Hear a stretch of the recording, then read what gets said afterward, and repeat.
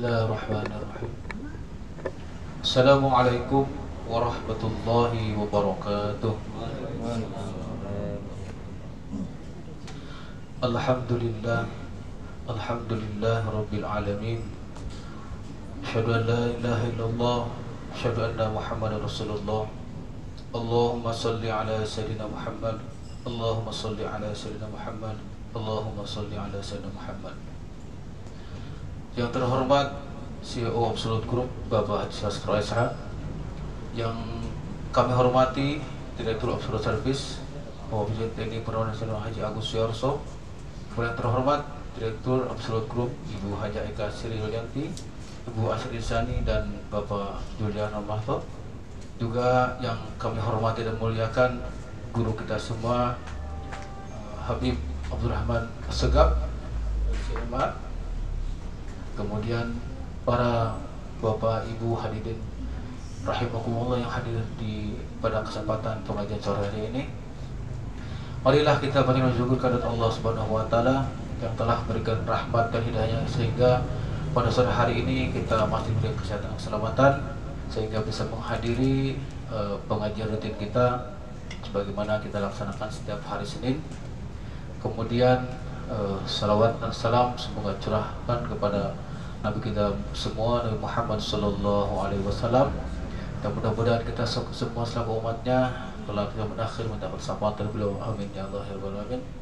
Hadirin jamaah rahimakumullah, sebelum acara kami buka, perkenankanlah kami membacakan sunnah acara pada pengajian sore hari ini. Yang pertama adalah pembukaan, yang kedua tausiah agama yang insyaallah akan disampaikan oleh Habib Abdurrahman Assegaf LCMA. Lalu tanya jawab baik offline maupun online. Kemudian yang terakhir adalah doa.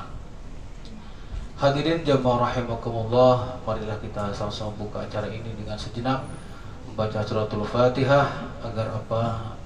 Agar pengajian kita sore hari ini mendapat keberkahan. Al-Fatihah. A'udzu billahi minasyaitonir rajim. Bismillahirrahmanirrahim. Alhamdulillahi rabbil alamin arrahmanir rahim maliki yaumiddin. Iyyaka na'budu wa iyyaka nasta'in. Shiratal mustaqim. Shiratal ladzina an'amta 'alaihim ghairil maghdubi 'alaihim waladdallin. Amin. Acara selanjutnya yaitu tausiah yang akan dibawakan oleh guru kita semua, Habib Abdurrahman bin Ahmad Assegaf LCMA. Kami persilakan.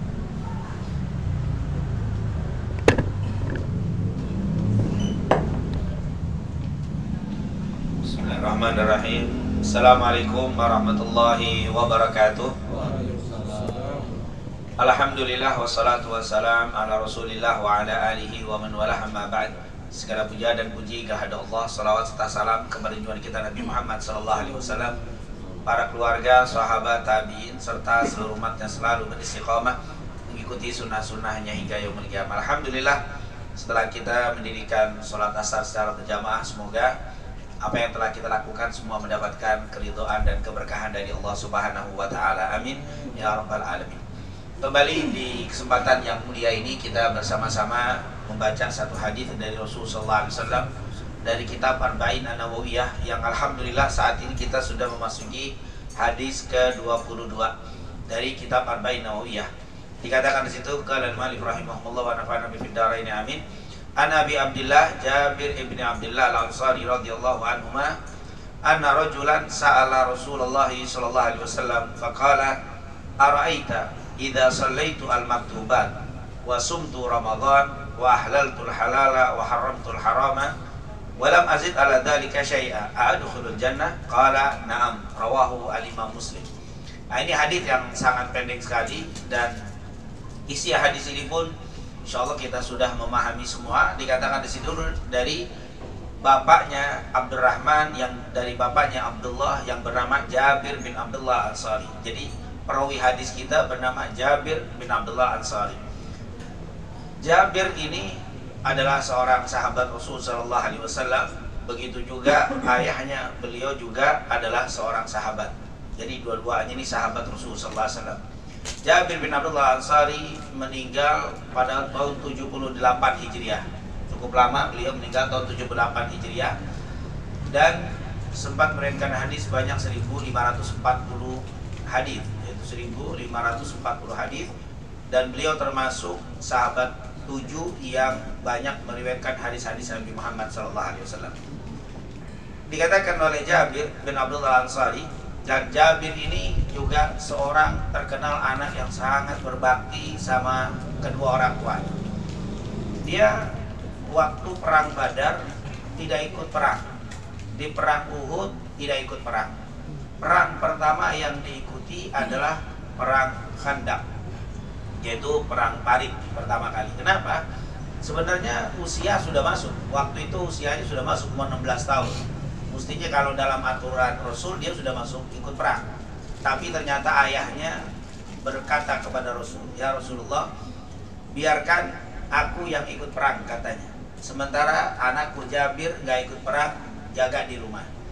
Kenapa? Karena ternyata ibunya sudah meninggal, dan Jabir ini punya adik perempuan banyak. Ada yang mengatakan adik perempuannya itu ada 9 orang. Jadi kecil-kecil semua adiknya. Jadi dia 1, jadi 10. Anaknya Abdullah 10, perempuan 9 dia. Dan kata ayahnya, "Ya Rasul, saya ikut perang dengan Anda, biar Jabir minta izin gak ikut perang, jagain adik-adiknya di rumah." Akhirnya Rasulullah izinkan. Maka di perang Badar dia tidak ikut perang, ayahnya ikut perang. Di perang Uhud juga begitu, tidak ikut perang. Di perang Uhud meninggal ayahnya, gugur, syahid. Nah, ketika meninggal ayahnya, di perang selanjutnya, perang Khandaq, langsung Jabir berkata kepada Rasulullah, "Ya Rasulullah, kemarin saya tidak ikut perang karena ada ayah saya yang ikut perang.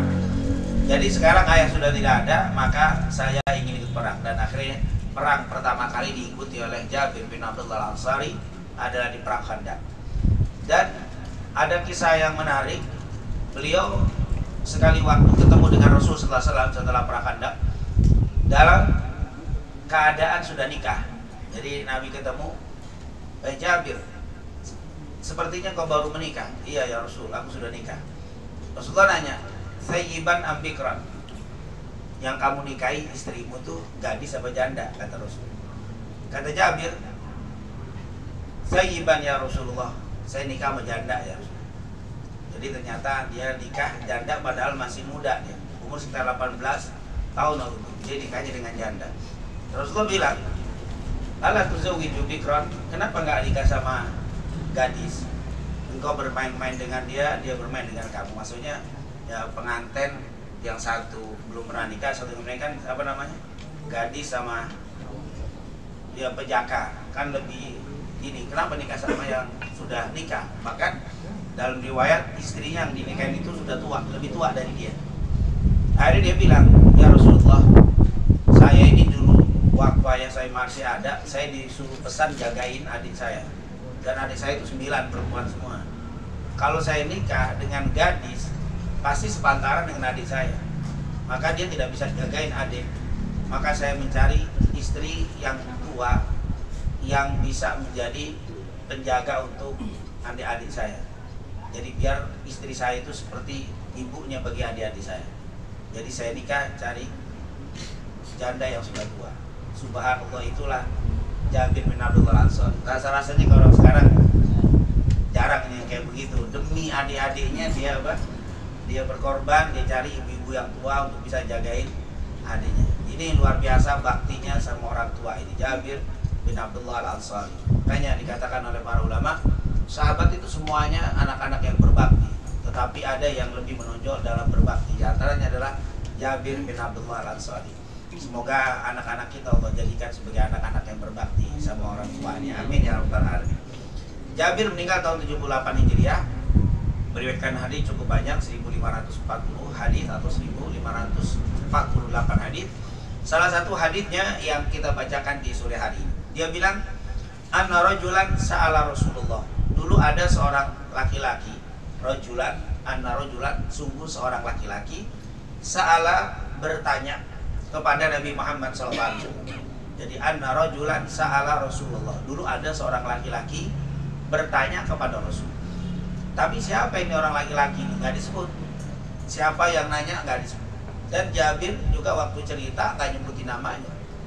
Dan memang begitu kebiasaan para sahabat, kalau cerita itu nggak disebutin nama, kecuali sesuatu yang diperlukan, maka disebut namanya. Dan ini tentunya satu pelajaran untuk kita yang bagus. Kalau kita cerita tentang suatu kejadian, kalau tidak ada perlunya nyebutin nama, lebih baik disebutkan ceritanya tanpa disebutkan namanya. Supaya apa? Supaya orang fokus pada isi cerita. Kalau kita sebutin namanya, nanti orang ngomenin ke orangnya nih. Tadi ada si fulan naik motor jatuh di depan. Oh si fulan, itu cuma biasa, emang gitu naik motor. Nah, udah mulai jadi ngomongin si fulan tuh. Kenapa? Karena disebutin namanya. Tapi kalau tidak disebutkan, tadi ada orang jatuh, akan fokus bagaimana jatuhnya, bagaimana keadaan orangnya, karena nggak disebutin namanya. Itu kalau sesuatu yang buruk atau sesuatu yang standar yang tidak diperlukan, lebih baik tidak disebut namanya kalau kita bercerita. Karena kalau sudah disebutkan namanya, nah, si fulan tadi ada orang naik motor jatuh. Oh, kalau kita ada yang nanya, siapa saya? Si fulan. Oh iya si fulan, emang begitu. Nah udah mulai dia apa? Mulai ghibah, udah mulai cerita tentang si fulan tadi. Maka sahabat-sahabat itu gak jarang nyebutin nama orang kalau ada kejadian. Ada seseorang bertanya sama Rasul. Apa pertanyaannya? Ya Rasulullah, dia bilang, "Ara'aita idza shallaitul maktuba." Ya Rasul, ara'aita, apa pendapatku? Idza shallaitu al-maktuba, kalau aku menjaga sholat 5 waktu, wa sumtu Ramadan, dan aku jaga puasa Ramadan. Terus wa ahlaltul halal, dan aku menghalalkan apa yang dihalalkan Allah dan aku tinggalkan. Wa haramtul haram, dan aku mengharamkan apa yang diharamkan Allah dan aku jauhi. A'adkhulul jannah, apakah nanti saya bisa masuk surga ya Rasul? Maka Nabi menjawab, "Na'am, iya, engkau akan masuk surga." Jadi ternyata sangat mudah sekali kalau kita mau masuk surga. Apa? Tentunya yang pertama beriman, yang kedua menjalankan kewajiban-kewajiban Allah. Baik sholat yang wajib kita jaga, puasa yang wajib kita jaga, lalu meninggalkan yang diharamkan Allah, yang haram kita tinggalkan, maka kita akan masuk surga. Walaupun dia nggak sholat qobliyah, nggak sholat ba'diyah, walaupun tidak sholat qobliyah dan tidak ba'diyah, tapi dia nggak pernah puasa Senin Kemis, walaupun nggak pernah puasa Senin Kemis, yang penting Ramadan dia puasa. Kalau dia punya harta lebih, maka bayarkan zakat. Tapi dia nggak pernah sedekah, walaupun nggak pernah sedekah, masuk surga. Jadi masuk surga itu standar dan mudah sekali. Kerjakan yang wajib, tinggalkan yang haram. Jangan mabuk, jangan zina, jangan menjudi, jangan mencuri, sudah. Yang haram-haram. Tapi dia melakukan yang makruh. Apa yang makruh? Rokok misalkan. Ada yang rokok ini berbeda nih, ada yang bilang rokok, ada yang bilang haram, ada yang makruh. Taruh bilang makruh kan. Walaupun dia melakukan makruh, yang penting nggak haram aja. Apalagi yang makruh kan ada juga ya, makan makruh.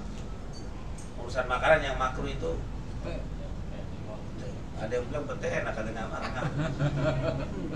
Sebenarnya bukan petenya yang makruh, baunya. Kalau kita bisa masak sampai hilang baunya, atau kita habis makan supaya tidak bau, yang sisanya bagaimana makan apa itu selesai. Apapun yang baunya itu kurang enak, mengganggu orang, itu jadi makruh. Nah, tapi kalau kita bisa membersihkan, karena ada juga yang masak itu sampai hilang baunya sama sekali, nggak tahu. Nah itu pintar, berarti boleh. Jadi yang jadi masalah bukan petainya, bukan jengkolnya, tapi apa? Baunya aja. Jadi apapun yang menimbulkan bau mengganggu orang itu kurang bagus. Tapi Ustaz, nih orang tiap hari makan jengkol, tiap hari bau lagi. Tapi yang penting yang haram ditinggalkan, surga juga. Jadi gampang masuk surga itu umat Nabi Muhammad SAW. Kerjakan yang wajib, baik puasanya, sholatnya, zakatnya. Kalau punya rezeki lebih, pergi haji. Sekali udah cukup. Nggak pernah umroh, nggak apa-apa. Umroh kan sunnah. Haji wajib. Tinggalkan yang haram, yang diharamkan Allah tinggalkan. Kalau yang syubhat ini tengah-tengah. Ada yang bilang haram, ada yang bilang enggak, ada yang bilang haram enggak. Yang model gini namanya syubhat, tinggalkan lebih afdal. Selesai. Meninggal masuk surga. Ternyata masuk surga itu sangat apa? Mudah. Sholat 5 waktu sangat mudah apa sulit? Kalau orang yang belum dapat taufik hidayah berat. Padahal wudunya paling lama 5 menit. Itu plus ngantri, plus buka sepatu, plus itu 5 menit. Sholat 10 menit plus zikir. Kalau nggak mau zikir nggak apa-apa, assalamualaikum langsung kabur. Berarti kan 15 menit sekali sholat. Sekali sholat 15 menit. Zuhur 15 menit, asar 15 menit, maghrib 15 menit, isya 15 menit, subuh 15 menit. Dalam 24 jam diambil hanya sekian waktu, udah itu dijamin surga. Tapi memang kalau bukan orang yang dipilih oleh Allah untuk bisa melaksanakan itu susah. Makanya ketika kita sudah bisa menjaga sholat 5 waktu kita, berarti kita ini sudah dipilih oleh Allah. Dan insya Allah Allah berikan keistiqomahan untuk bisa menjaga sholat kita sampai akhir hayat kita, insya Allah. Begitu juga puasa, cukup Ramadan. Gak usah puasa sunnah, gak apa-apa. Gak Senin Kemis, Ayyamul Bid 13, 14, gak usah. Sya'ban, Rajab, gak usah, udah. Cukup Ramadan aja. Ramadan, udah gitu Ramadan cuma puasa tok. Nggak pakai macam-macam, wala Quran, wala apa, subuh dia, habis sholat subuh dia bengong, nggak tidur. Habis gitu aktivitas tidur, habis sholat duhur nongkrong tidur lagi. Nggak baca Quran sebulan full nggak, terawih juga enggak lagi. Masuk surga. Terawih kan sunnah. Ya Allah, kalau kagak masuk surga mah kebangetan orang. Sangat mudah sekali masuk surga itu. Dilarang zina, nah, ternyata zina itu semua harus kita yakini. Semua yang dilarang Allah itu pasti menimbulkan bahaya. Semua. Zina itu sangat membahayakan untuk kesehatan kita. Minuman khamr jelas, narkoba. Mencuri apalagi. Semua yang dilarang itu pasti membahayakan.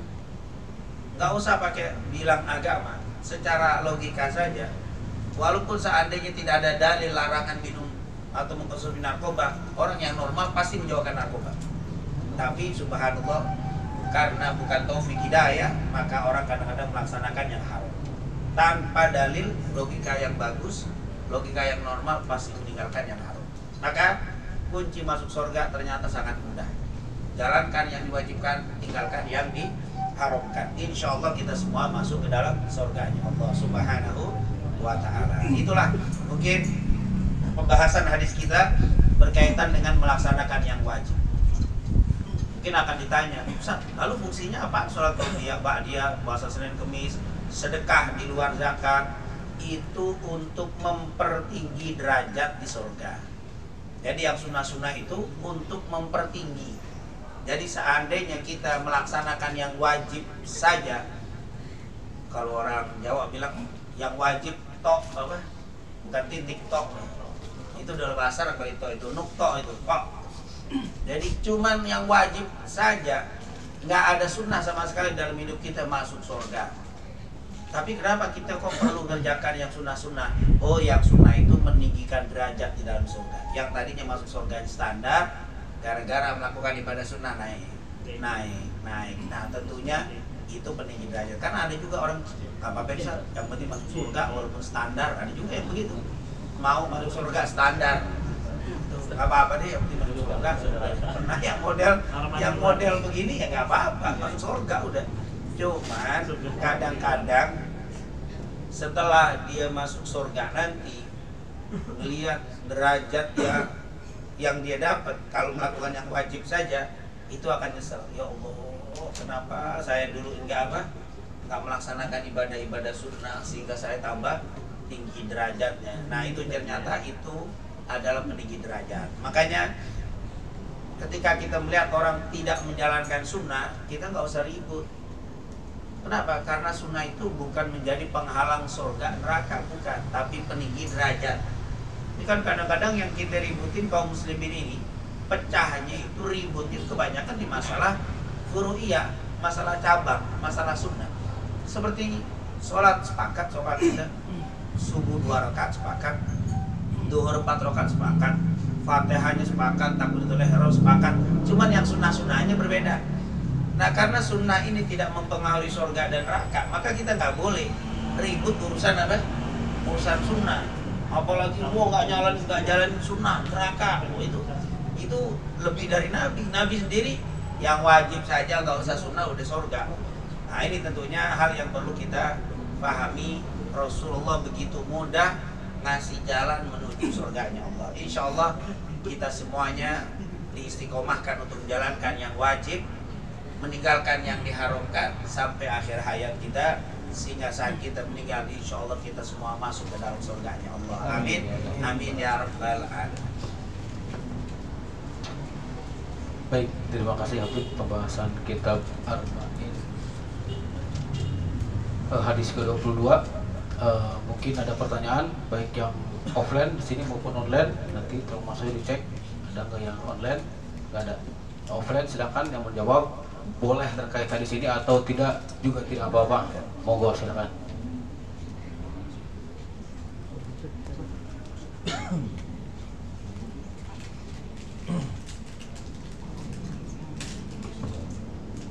Assalamualaikum warahmatullahi wabarakatuh. Waalaikumsalam warahmatullahi wabarakatuh.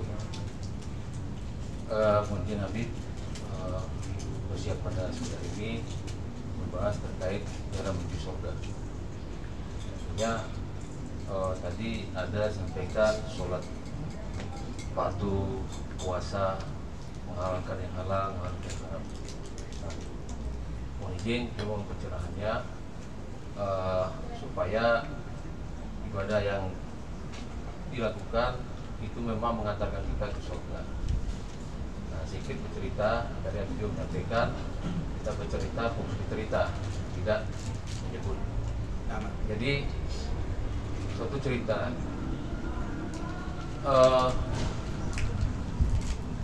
sholat rajin, tapi kalau kita masih ada yang belum dilaksanakan, yaitu kemana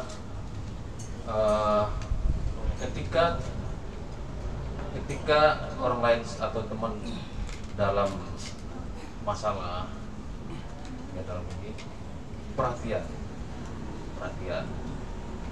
ketika baik-baik saja, bahkan mungkin tidak ada musibah, justru kebalikan, tidak baik hubungan. Nah, kita juga nggak tahu seperti apa, apakah benar-benar perhatian baik. Ketika memang wah ini masalah teman selalu diungkit, gimana caranya orang itu mengetahui salahnya. Yang kedua, bercanda itu harusnya menghibur, tapi isinya menjatuhkan atau merendahkan. Nah, tapi dalam ibadah rajin sholat. Nah, itu mungkin mau pencerahan supaya ibadah dilakukan itu benar-benar bisa mengantar ke surga, tidak terhambat ke surga gara-gara ada perbuatan yang kurang pas. Jadi benar-benar bersih hati, pikiran, perbuatan, tidak ada sedikit pun kita berniat buruk terhadap orang lain. Mohon pencerahannya Habib. Terima kasih. Iya, berkaitan dengan perbuatan tingkah laku di luar ibadah. memang kadang-kadang kita lihat ada orang yang ibadahnya bagus sekali, sholatnya rajin, semuanya bagus, tapi di luar sholatnya pergaulannya tidak menyenangkan, baik tidak peduli atau pedulinya pun mungkin kalau ada maunya kali ya. Terus tidak baiklah dalam perilaku, begitu juga di dalam bercanda atau berguraunya, maka juga tidak bagus. Ini kok bisa melakukan itu ya? Artinya ibadahnya bagus tapi di luar itu kurang bagus. Nah, sebenarnya kalau kita mau koreksi model seperti ini, dikatakan di dalam Al-Quran, inna sholata tanha anil fahsyai wal munkar. Sesungguhnya sholat itu dapat mencegah perbuatan keji dan munkar. Nah, keji di sini berkaitan maksiat yang berkaitan dengan syahwat. Keji. Munkar, perbuatan yang melanggar aturan Allah secara sepakat, itu namanya munkar. Munkar itu perbuatan yang dilarang dan larangannya sepakat para ulama, itu namanya munkar. Jadi munkar itu misalkan mabok, itu munkar. Kemudian maaf tadi ya, berbicaranya itu nyakitin orang, itu munkar. Bahkan berguraunya pun nyakitin orang. Bukannya bergurau itu kan biasanya untuk menghilangkan ketegangan, menghilangkan stres, tegang, kita buat bercanda sedikit untuk apa? Sedikit supaya menghilangkan situasi, kondisi yang tegang. Ini tidak, malah menyakitkan, melakukan suatu hal yang perkataan yang menyakitkan. Ini tentunya bukan bercanda. Nah, ini hal-hal seperti ini sebenarnya bisa dicegah kalau sholatnya betul. Jadi ketika ada orang sholat yang rajin, tapi kok tetap melakukan kemungkaran, tetap melakukan fahsya, masih ya beranilah. Fahsya itu yang mungkar ya, perbuatan yang berkaitan dengan syahwat, berhubungan yang bermain dengan yang bukan mahramnya, dengan sudah lewat batas sampai haram, maka sebenarnya bukan sholat yang salah. Mungkin kata ulama yang pertama, sholatnya kurang bagus, sholatnya tidak bagus. Karena kalau sholatnya bagus pasti dapat mencegah. Jadi inna sholata tanha itu menunjukkan kalau sholatnya nggak mencegah dari perbuatan dosa, perbuatan maksiat, berarti sholatnya ini perlu diperiksa ulang. Bener nggak nih? Oh enggak, sholatnya bagus, bacaannya bagus, ini bagus, maka dilihat ikhlas lillahi ta'ala enggak? Oh ya sudah ikhlas lillahi ta'ala, dilihat nanti wudhunya bener nggak? Jangan-jangan wudhunya salah, karena kalau wudhunya salah, walaupun sholat khusyuk tetap aja nggak diterima oleh Allah SWT. Jadi intinya, ketika banyak orang atau ada orang yang melakukan ibadah sholatnya bagus tapi maksiat terus berjalan, berarti yang perlu dibenahi sholatnya. Pasti ada sesuatu di dalam sholat. Tetapi pernah ada seseorang diajukan sama Nabi, ya Rasulullah, orang ini si fulan ini mabuk terus ya Rasulullah, mabuk nggak berhenti, sering mabuk. Rasulullah nanya, apakah dia tetap menjaga sholat? Iya ya Rasulullah, dia menjaga sholat itu artinya sholatnya benar dan istiqomah, turutin dilakukan. Apakah dia menjaga sholat? Iya, insya Allah akan berhenti, insya Allah akan selesai kemaksiatannya. Benar, karena dia menjaga dengan rapi sholatnya. Subhanallah, Allah tutup kemaksiatannya, Allah kasih taufik hidayah, jadi ditinggalkan. Ini adalah kunci. Lebih baik orang seperti itu, walaupun kalau kata lebih baik tentunya yang paling baik menjaga sholat, meninggalkan maksiat. Tapi ada orang yang sholat, maksiat berjalan, lebih baik terus begini, nanti pasti akan hilang maksiatnya. Dibanding ada orang yang di luar ibadah baik, ramah, suka nolong orang, cuma nggak pernah sholat. Sholatnya nggak pernah, tapi apa? Nolongin orang, ramah, kalau bercanda nyenengin, nggak pernah begelin. Subhanallah, senyum lulu, artinya jangan gemerut istilahnya. Pokoknya enak lah di dalam bergaul, enak orangnya, tapi nggak pernah sholat. Hati-hati, yang ini malah berbahaya. Kenapa? Karena kunci semua amal itu sholat. Nanti di yaumil qiyamah Allah bilang apa? Rasul pernah bilang, inna awwalu ma yuhasabu bihil abdu yaumil qiyamah as-sholat. Yang pertama kali dihisab nanti di hari kiamat sholat. Kalau sholatnya bagus, semua akan menjadi bagus. Tapi kalau semua bagus tapi sholatnya nggak bagus, yang bagus nanti lama-lama rusak gara-gara tidak sholat. Tapi tentunya yang paling bagus sholat dijaga, pergaulan tetap dijaga. Tapi kalau ada orang dia nggak sholat, tapi pergaulannya bagus. Yang satu lagi sholat tapi pergaulannya tidak bagus. Yang satu nggak sholat tapi bagus pergaulannya. Lebih baik kalau disuruh pilih, bagus yang menjaga sholat pergaulannya kurang, tapi nanti akan berubah nih. Yang penting benahi sholatnya. Nah, artinya lewat taklim seperti ini, ada kajian, ada pertemuan majelis ilmu, hadiri. Kenapa? Dari situ kita akan berubah nanti. Dengan taklim itu akan berubah. Nah, ini pasti berubah. Tapi yang bahaya itu sholatnya rajin, tapi pergaulan tidak bagus. Terus orang itu nggak mau meriksa dirinya, nggak mau ikut datir ke taklim, nggak mau duduk dengan orang yang mengerti. Akhirnya tidak ada yang ngoreksi, tidak ada yang ngasih tahu. Ini yang berbahaya. Tapi kalau dia sering di majelis taklim, duduk dengan orang-orang yang mengerti, yang baik, insya Allah akan berubah. Nah, jadi itu sekali lagi, kalau ada yang modelnya sholatnya rajin, tapi pergaulannya kurang bagus, insya Allah sholatnya dibenahi sedikit, dirapikan. Insya Allah kalau dia rapi, pasti akan berubah pergaulan tadi. Karena sholat itu alat yang paling luar biasa untuk mencegah perbuatan keji dan mungkar. Sholat, bahkan Rasulullah bilang orang yang mabuk itu akan berhenti kalau sholatnya bagus. Benar, lama hilang. Allah kasih apa? Taufik hidayah, dan dengan berkah sholatnya Allah kasih kekuatan kepada orang itu meninggalkan perbuatan keji dan mungkar. Nah, itu adalah apa? Tapi juga jangan berdalil gitu ya.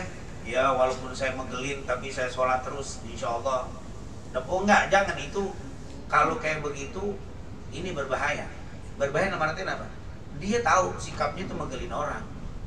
Dia tahu omongan itu nyakitin, tapi dia tidak mau rubah. Ini yang berbahaya. Yang tidak bahaya atau yang tidak terlalu bahaya, dia nggak tahu kalau dirinya itu menyakitkan. Tinggal dikasih tahu orang, maka akan berubah. Makanya kata Imam Abul Aswad Ad-Duali, ada yang mengatakan orang itu ada 4 model. Ada orang yang tahu dan dia tahu kalau dirinya tahu, itu adalah orang alim. Dia orang alim, itu orang hebat. Orang tahu, orang mengerti, dan dia mengerti kalau dirinya mengerti. Maka dia tahu potensi dirinya, dia akan bisa apa? Mengajar, dakwah, atau dia menjadi pemimpin karena dia tahu dirinya tahu. Ada yang model kedua, dia mengerti kalau dirinya itu tidak mengerti. Nah, dia tahu kalau dirinya tidak tahu. Ini enak, tinggal dikasih tahu, Pak, sebenarnya kamu itu ngomong nyakitin orang. Oh iya begitu, ya Allah. Nah, itu karena dia dikasih tahu itu enak. Kenapa? Karena dia tahu kalau diri tidak tahu, dikasih tahu orang. Yang agak susah itu yaitu orang yang tidak tahu dan tidak tahu kalau dirinya tidak tahu. Wah, ini ribetnya. Dia nggak tahu, dikasih tahu, tapi dia nggak mau ngakuin itu bahwa apa ngomongin nyakitin. Kata siapa, saya nggak pernah begitu. Dia tidak tahu dan tidak tahu kalau dirinya tidak tahu. Ini susah orang dikasih tahu gini. Ngeyel kalau dibilang apa? Ini ngeyel. Ini susah. Nah, tapi ada juga yang modelnya orang yang mengetahui, tapi dia tidak mengetahui kalau dia mengetahui. Ini orang punya potensi, tapi dia nggak sadar kalau dia punya potensi. Itu cepat dikasih tahu. Jadi ada orang yang punya potensi, dia mengetahui kalau dia punya potensi, ini bagus. Yang kedua, dia punya potensi dan dia tidak tahu kalau dia punya potensi, dia tinggal dikutik sedikit maju dia. Ada orang yang punya mengetahui, dia tahu, dan dia tahu kalau dirinya tidak tahu. Ini gampang kasih tahu, yang kayak tadi. Yang paling terakhir yang ribet itu, dia tidak tahu dan tidak tahu kalau dirinya tidak tahu. Wah, itu susah. Kalau ngomong kayak tahu, kalau dikasih tahu, saya tahu, padahal nggak tahu. Ini ruwet tuh rasanya begini. Ini yang model kayak begini nggak usah didebat, nggak usah diajak ngomong, iyain aja. Oh gitu. Karena kalau kita kasih tahu, dia akan nggak tahu kalau dirinya nggak tahu. Tapi kalau dia nggak tahu, tapi tahu kalau dirinya nggak tahu, itu gampang. Oh begitu, saya baru tahu. Nah, nggak tahu, dia dikasih tahu itu enak. Nah, insya Allah yang model kurang bagus tadi, modelnya yang paling tidak yang nomor 3 deh. Dia tidak tahu dan dia tahu kalau dirinya tidak tahu, itu insya Allah dikasih tahunya enak. Jangan sampai model yang keempat, tidak tahu tapi tidak tahu kalau dirinya tidak tahu. Dikasih tahu pasti so tahu karena dia nggak tahu. Ini ribetnya rusaknya. Rajulun ya'lam wa rajulun la ya'lam wa la ya'lam annahu la ya'lam, itu katanya. Orang yang tidak tahu dan dia tidak tahu kalau dirinya tidak tahu. Ini yang model jangan sampai terjadi pada diri kita dan jangan sampai ada di teman-teman kita. Model kayak begini nggak bisa dinasehati, nggak bisa dikasih tahu, yang ada diasingkan. ditinggalkan aja, susah dikasih tahu jadi model kayak begitu. Nah inilah insya Allah dengan sholat tadi, kalau bukan model yang keempat insya Allah bisa berubah. Yang sulit itu yang model keempat ini, insya Allah nggak ada yang model keempat ini. Wallahu a'lam bisa. Terima kasih. Jamsan. Silakan yang mau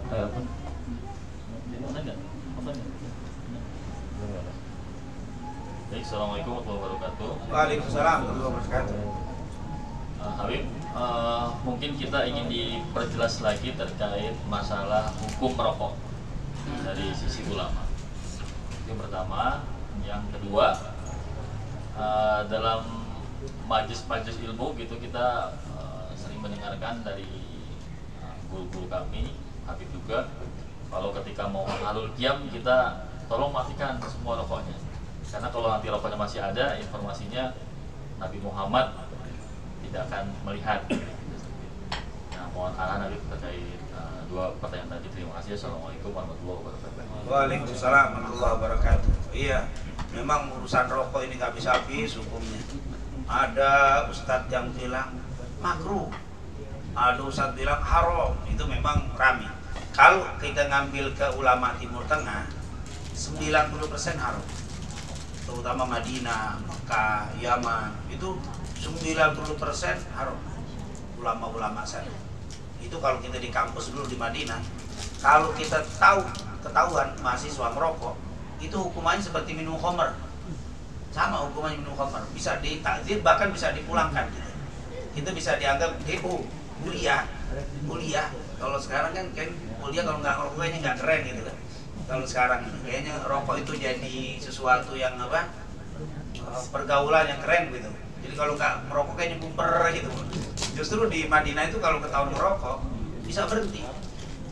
Bahkan ada satu teman gitu ya, dia itu sebelum ke Madinah masih kuliah di Indonesia merokok terus. Dia ngerokok. Pas dapat beasiswa ke Madinah, dia nggak boleh merokok. Dia pusing, waduh ini biasa merokok. Akhirnya dia bawa rokok satu. Bawa rokok satu diciumin doang sampai setahun nggak habis dicium doang. Saking untuk nahan apa. Karena kalau dia ngerokok ketahuan itu bisa berhenti. Artinya memang keras hukum Timur Tengah itu haram. Kan? Jadi ada satu dua yang membolehkan ya, satu dua lah. Ada, saya pernah dengar boleh, tapi 90% itu haram. Tapi kalau di Indonesia ini hampir setengah-setengah ulamanya. Sebagian ulama mengatakan makruh, sebagian ulama haram. Itu hukumnya. Tidak ada yang mengatakan sunnah ya. Nggak ada rokok hukumnya sunnah, saya belum pernah dengar tuh. Ada nggak yang belum sunnah? Nggak ada ya. Paling rendah makruh. Paling rendah. Berarti sebenarnya kalau kita mau lihat, berarti sepakat seluruh ulama berarti nggak bagus. Kenapa? Karena itu dihukumi tetap makruh. Jadi bahkan yang memakruhkan itu pun kalau menimbulkan manfaat lebih banyak. Misalkan ada alasan saya kalau nggak merokok nggak bisa mikir tuh, kayak orang gila nih nggak bisa mikir. Maka hukum kayak begitu itu akhirnya berarti bapak boleh dah rokok tapi hukum makruh. Tapi itu mengatakan tidak bisa mikir kalau nggak merokok itu. Maaf ya, kadang-kadang kalau kita di Jawa Timur juga misalkan banyak tuh baca kitab sambil apa? Merokok baca kitab. Dia bilang kalau nggak baca kitab dia nggak bisa apa, kalau nggak ngerokok puyeng katanya. Nah yang model begini mungkin makruh kuning. Nah tapi kalau nggak baca kitab juga apa nggak ngerokok doang ini terus nggak tahu itu makruh apa haram itu urusannya. Tapi sepakat seluruh ulama sekali lagi paling rendah makruh. Ya kalau makruh kan hukumnya lebih baik kita tinggalkan. Itu kalau sepakat sudah tidak ada perbedaan. Sesekali boleh-boleh saja mungkin ya kalau lagi lagi stres apa itu, lagi puyeng mungkin masuk akal, atau mungkin lagi puncak lagi dingin itu masih lah.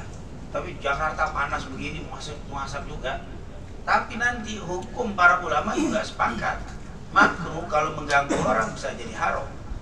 Misalkan merokok di ruangan tertutup yang mengganggu orang lain, baik mengganggu karena bau atau kurang kesehatannya, wah ini bisa jadi haram.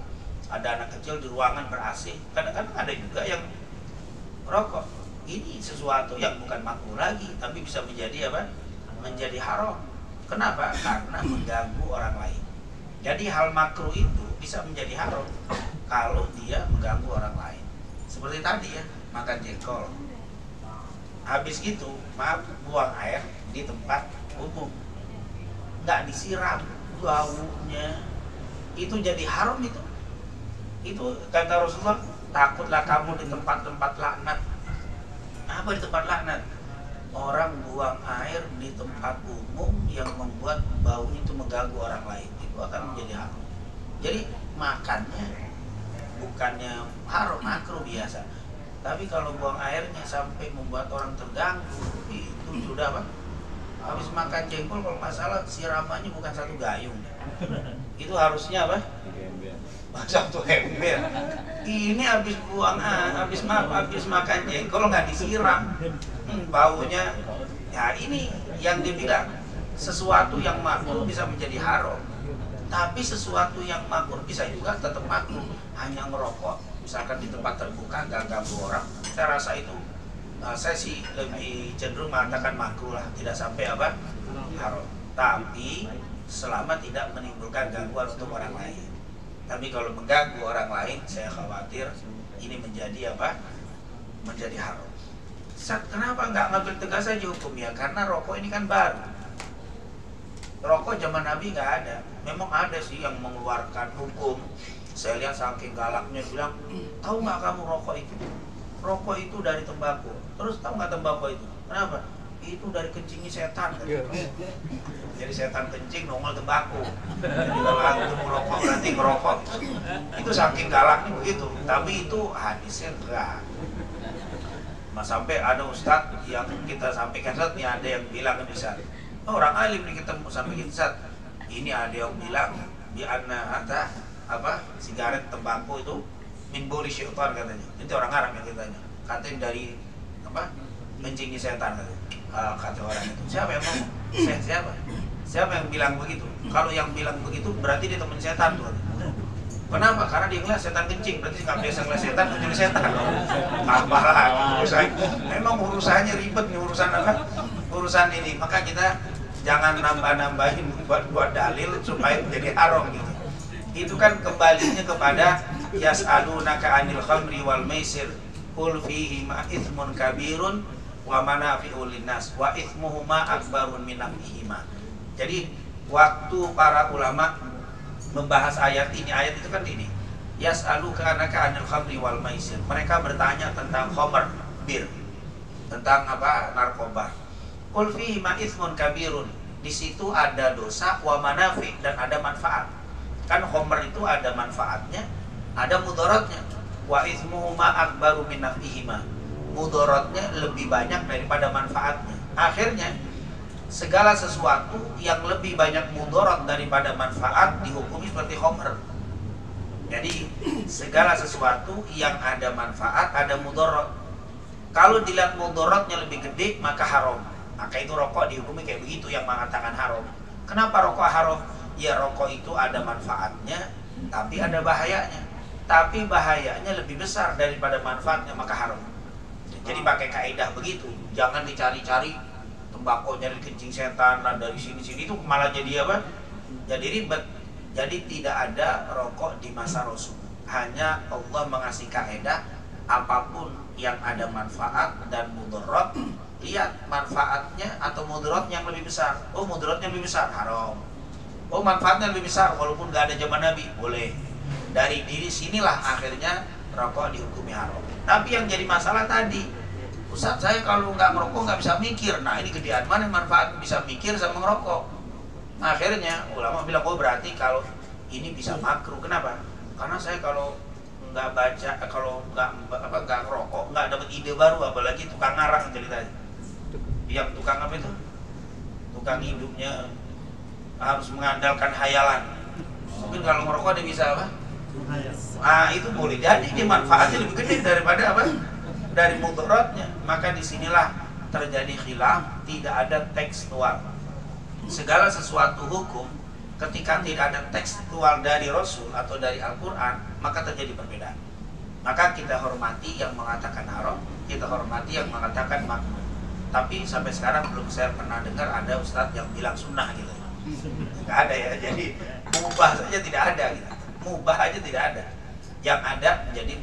Tapi yang mengatakan makruh bisa menjadi haram bila mengganggu orang lain. Yang kedua, ini lebih bahaya, mengganggu nafkah keluarga.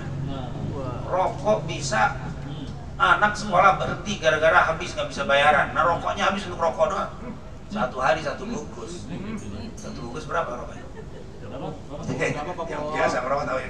Misalkan 20.000 atau 40.000. Dia anak sekolah kalau sebulan 40.000 dikali sebulan sekian ratus. Anak sekolah nggak kebayar gara-gara untuk rokok. Ini bisa jadi haram. Nah haramnya itu bukan karena rokoknya tapi apa? Dampak. Jadi dilihat dampaknya saja, kata para ulama dampaknya. Tapi kalau dampaknya enggak, alhamdulillah saat sekolah aman, sekolah kewajiban rumah tangga aman dan semuanya. Dan juga alhamdulillah badan sehat, selain rokok saya juga olahraga. Tapi kalau udah pas di ronsen asap semua di dalamnya, kata dokter jangan rokok. Kalau bapak ngerokok nanti bisa. Bapak ngerokok haram. Kata dokter, bapak udah nggak boleh merokok. Kenapa? Udah asap semua, jantungnya asap, ini asap semua, sampai kayak kabut di dalam tubuhnya tuh kayak kabut, nggak kelihatan. Bapak kalau merokok berbahaya. Kita merokok bukan jadi makruh, jadi haram. Wala tulqu bi aydikum ila tahluka. Jangan kau lemparkan dirimu dalam kehancuran. Itu kan kita sengaja, berarti ini haram. Tapi kalau insya Allah rokoknya ada, tapi olahraga ada, kewajiban tidak terganggu, baru kena hukum makruh.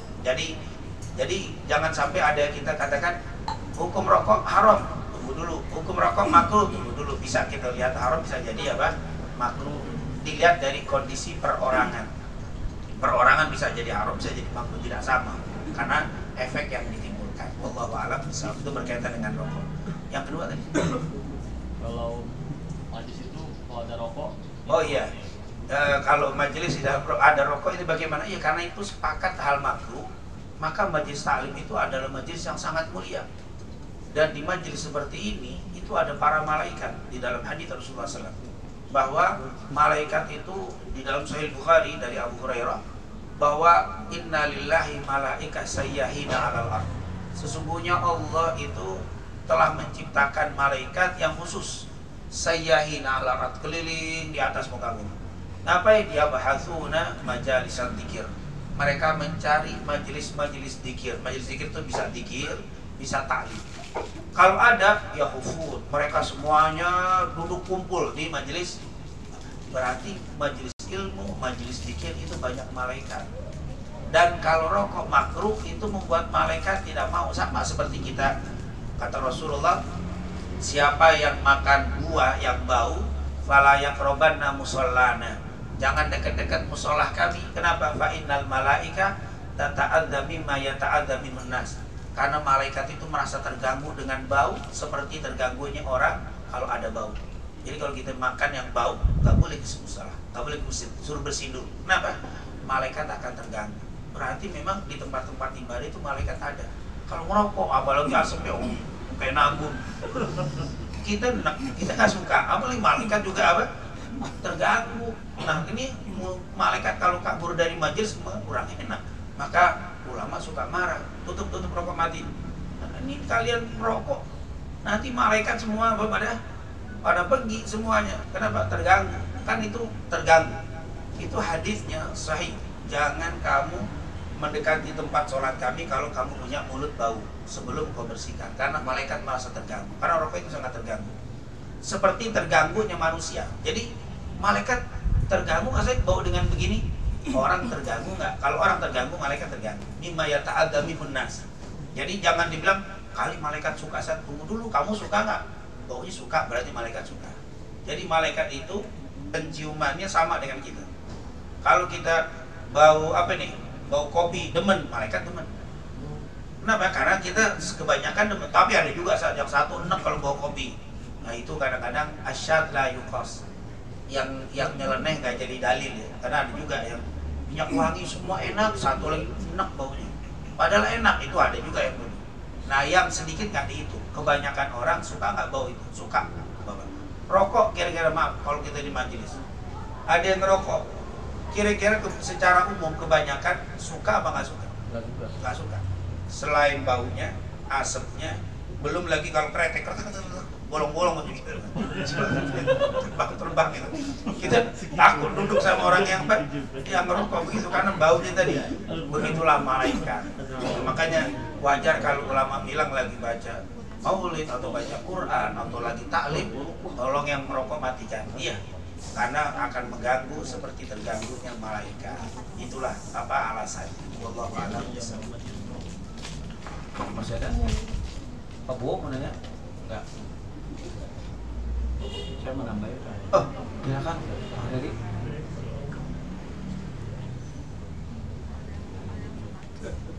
Ini tangan. Assalamualaikum warahmatullahi wabarakatuh. Waalaikumsalam warahmatullahi wabarakatuh. Tapi saya ini di majelis ini baru kali ini naik. Biasa-biasanya langganan yang saya perhatikan kalau nggak Pak Mansur, Pak Rizky, itu aja. Mohon maaf saya jadi ikut juga nanya. Karena saya tertarik ini di hadis ke-22 yang judulnya sangat enak, jalan menuju surga. Itu kan kita rindu semuanya, ingin dapat itu. Walaupun masa lalu kita jalannya ceritanya macam-macam ya Pak Haji ya. Ini yang mau saya tanyakan, tidak masalah rokok, tidak masalah makan pete atau jengkol yang bau, tapi judulnya tetap bau. Saya mau nanya berkaitan dengan lingkungan Pak Habib, tentang lingkungan yang merasa kita yang tinggal tidak merasa terganggu, tetapi orang lain terganggu, atau mereka tidak terganggu tapi kita terganggu, tapi tetap masalah bau. Kita punya bak sampah atau penampungan sampah misalnya, karena di kota-kota besar itu sangat problem tentang sampah. Bahkan ada rumahnya mewah, buangnya di pinggir jalan pakai plastik sambil ngumpet subuh. Bapak bisa suka lihat itu di pinggir-pinggir jalan. Akhirnya banyak orang yang terganggu. Itu mungkin salah satu. Tapi yang saya mau tanya, ini adalah orang bikin bak sampah, baunya sangat menyengat, bahkan mungkin bisa 7 sampai 8 lingkungan tetangga. Sudah diingatkan, jangan di situ bikin bak sampah ya, kan tanahnya luas, bisa tempat yang lain gitu. Tapi mereka diem aja. Apakah ini termasuk juga yang akan menghambat kita atau bagaimana ya, menunda-nunda kita untuk masuk surga nantinya gitu dari akibat? Tapi mereka mungkin ada juga yang tidak tahu, buang sampah, bau atau apa saja. Bukan bau jengkol aja, bau yang lebih lagi dari bau jengkol, sehingga orang merasa tidak nyaman setiap hari. Itu aja. Itu bagaimana itu? Terima kasih. Wassalamualaikum warahmatullahi wabarakatuh. Waalaikumsalam warahmatullahi wabarakatuh. Ya, memang Rasulullah pernah bilang begini, wallahi la yu'min, wallahi la yu'min, wallahi la yu'min man la ya'man jaruhu bawa'iqahu. Demi Allah tidak beriman, diulang sampai 3 kali. Demi Allah tidak beriman, demi Allah tidak beriman siapa yang tetangganya tidak merasa aman dari gangguannya. Jadi siapa yang tidak merasa aman, nih tetangga kita nggak merasa aman dari gangguan kita. Gangguan di sini bukan hanya suara, bukan, tapi bau yang ditimbulkan dari apa yang ada seperti dari bak sampah dan sebagainya. Kita bikin itu nggak aman, dia merasa terganggu gara-gara kita. Ini kata Rasul tidak beriman. Berarti ini akan menjadi penghalang sekali untuk masuk ke dalam surganya Allah Subhanahu wa taala kalau kita tidak berubah. Makanya Nabi sampai bilang, apa dikatakan, man kana yu'minu billahi wal yawmil akhir falyukrim jarah. Siapa yang beriman kepada Allah dan hari akhir, muliakan tetangga. Bahkan sampai orang Arab suka bilang al-jar qabla dar. Pikirkan tetangga dulu sebelum kita. Ini kalau bikin bak sampah di sini, kira-kira tetangga kebauan nggak ya? Kira-kira mengganggu tetangga apa enggak? Itu yang dipikir jar qabla dar. Tetangga dulu sebelum rumah. Sampai kayak begitu. Saya pengen nyetel tip kenceng, tetangga ganggu ya. Oh enggak, lani. Artinya Pikirkan tetanggamu sebelum kamu. Jangan hanya ini kan rumah saya, sampah saya, bak modal saya. Mau kecium salah sendiri. Kalau nggak mau tekep aja hidungnya. Mana bisa begitu? Tetangga ini menjadi kunci keimanan seseorang. Dihitung bagaimana dia bisa berlaku baik terhadap tetangga. Subhanallah, itu luar biasa. Ini kata para ulama, siapa yang memikirkan tetangga, melakukan kebaikan kepada tetangga, pahalanya double. Kalau tetangga kita orang kafir, dapat pahalanya double 1 kali lipat. Jadi misalkan dapat, kalau kita berbuat baik, saya nggak mau ganggu orang. Ini kayaknya kalau saya buang sampah di sini ganggu orang, itu dosanya 10 misalkan. Kalau kita saya mengganggu dengan tetangga, itu double 20 lipat. Tadi yang 10 jadi 20 dosanya. Begitu juga kebaikan. Kalau kebaikan kita berikan kepada orang lain, pahalanya 1. Kalau kita berikan kepada tetangga, 2. Kebetulan tetangganya muslim, dapatnya 2 pahala. Yang tadi kalau kafir sekali, ini dapat 2 kali. Kebetulan tetangganya muslim keluarga, dapat 3 kali. Nah, jadi siapapun tetangga kita, walaupun non muslim kafir sekalipun, hatta dia nggak bertuhan, ateis misalnya, tapi tetangga harus kita pikirkan, nih ganggu tetangga saya yang ateis nggak tuh? Itu subhanallah, kata Nabi, tidak beriman sebelum tetangganya tidak merasa aman dari gangguannya. Maka ini yang menghalangi pintu surga, insya Allah. Dan itu memang banyak kejadian, bukannya 1-2, bahkan kadang-kadang haji udah ngerti agama tapi nggak mikirin tetangganya, subhanallah. Karena kita juga pengalaman tuh, pernah kita di daerah di daerah Pondok Cabe ke dalam sana lagi, subhanallah, tetangganya masya Allah. Saya lihat orang, kita dapetin orang seperti itu, mobil lewat di rumah dia, berhenti sebentar di rumah dia, digedor rumahnya. Jalan, ini rumah saya di depannya, nggak boleh kita lewat sedikit aja, disuruh jalan. Bahkan kita mendengar dari tukang sampah, Pak, saya itu mau ngambil tukang sampah, saya berhenti sih, lurusan rumah dia, diomelin nggak boleh berhenti, walaupun cuma sebentar, mengambil sampah gitu orang nggak boleh berhenti. Jadi harus ini, subhanallah, tetangga seperti itu. Dan ini bukan orang tidak ngerti agama, ngerti agama. Nah ini yang kasihan, kadang-kadang awas. Jangan sampai hablum minallahnya bagus, tapi hablum minannas apa? Tidak bagus, terutama tetangga. Itu menjadi penghalang seseorang masuk ke dalam surga. Insya Allah kita semuanya dibaguskan hubungan kita dengan Allah dan hubungan sesama manusia, terutama tetangga kita. Wallahu a'lam bishawab. Baik, terima kasih Habib atas penjelasannya. Mudah-mudahan kita semua diberi kelancaran menuju surga Allah Subhanahu wa taala, serta kita bisa istiqomah dalam melaksanakan ibadah salat, juga bisa menjauhi semua larangan Allah, bisa menjalankan perintah Allah dan menjauhi larangan Allah. Selanjutnya kami mohon Habib untuk berdoa. Baik, kita mohon kepada Allah Subhanahu wa taala, semoga pertemuan ini dijadikan pertemuan yang penuh berkah dan rahmah, dan semoga menjadi pembuka segala hajat-hajat kita, pemudah segala urusan kita, diampuni segala dosa dan kekurangan kita semuanya, amin ya rabbal alamin. Rabbana taqabbal minna innaka antas samiul alim wa tub alaina innaka antat tawwabur rahim. Allahumma inna nas'aluka ilman nafi'an wa rizqan thayyiban wa amalan salihan maqbulan. Allahumma yassir umurana wa qdi hajatina warda a'malana wa amalana. Rabbana atina fid dunya hasanah wa fil akhirati hasanah wa qina adzabannar. Wa sallallahu ala sayyidina Muhammadin wa ala alihi washabbihi wasallam. Walhamdulillahi rabbil alamin. Amin ya Allah rabbal alamin. Demikianlah pengajian sore ini. Tutup dengan baca doa kafaratul majelis. Subhanakallahumma wa bihamdika asyhadu an la ilaha illa anta astaghfiruka wa atubu ilaik.